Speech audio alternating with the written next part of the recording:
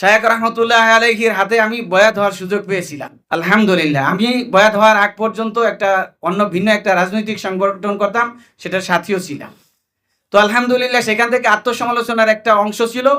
সেই আত্মসমালোচনার যেই অংশটা ছিল সারাদিনের সবাই যারা রিপোর্ট রাখেন তারা জানেন যে রিপোর্টের ভিতরে সর্বশেষ একটা হচ্ছে রাত্রে সারাদিন আমি কি আমল করলাম, কি কাজ করলাম, সেটার পুরা হিসাব, এবং শেষে হয়েছে আত্মসমালোচনা।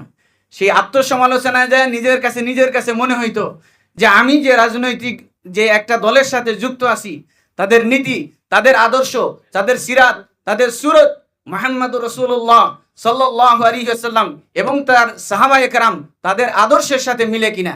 তো এইভাবে আত্মসমালোচনা করতে করতে আলহামদুলিল্লাহ ব্যাপক আলোর দিশা পেয়ে গেছি। ব্যাপক একটা পরিবর্তন ভিতরে চলে আসছে যে হুজুর সাল্লাল্লাহু আলাইহি ওয়াসাল্লামের যে রাজনৈতিক দর্শন ছিল, সাহাবায়ে কেরামের যে রাদিয়াল্লাহু তাআলা আনহুম আজমাইন তাদের যে রাজনৈতিক দর্শন ছিল, এটা কোথায় পাওয়া যায়?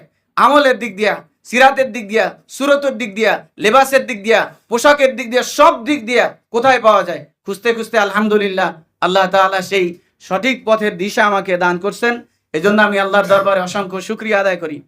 তো হুজুরের জন্ম হয়েছিল 1935 সালে বরিশালের কোতোয়ালি থানাধীন চরমনাইতে। আপনারা চরমনাইকে সবাই জানে, সারা দুনিয়া চরমনাই নাম জানে, যদিও একটা ইউনিয়ন, একটা জেলাও না। বরিশাল জেলার অন্তর্গত কোতোয়ালি থানার একটা ইউনিয়নের নাম হচ্ছে চরমনাই।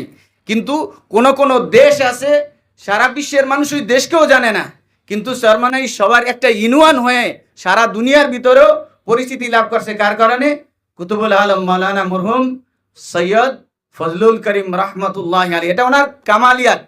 উনি যে বলতেন না যে বাবা জোয়ারের পানি যত বাধা পায় অত বাড়তে থাকে, যতই বাধা পায় অতই বাড়তে থাকে।